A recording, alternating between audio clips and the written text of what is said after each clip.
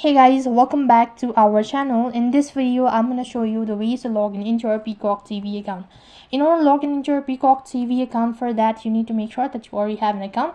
And along with that, you need to go ahead and install the application. For that case, go ahead and type in Peacock TV on your respective app store and then go ahead and install the application.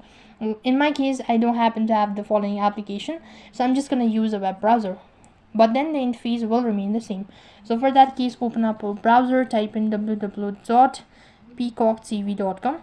When you locate peacocktv.com, it's going to take you to this interface where you need to go ahead and select the terms and condition and click on sign in button. When you press the sign in button, it's going to take you to the sign in field where you have to go ahead and enter in your credential, that is your email address or username, and then a password. Once done entering the information, then you'll have successfully logged into your account. It's basically how you can log in into your Peacock TV account. So that is all for this video. I hope the video was helpful. Make sure like, share and subscribe to our channel. Thank you for watching. See you in the next video.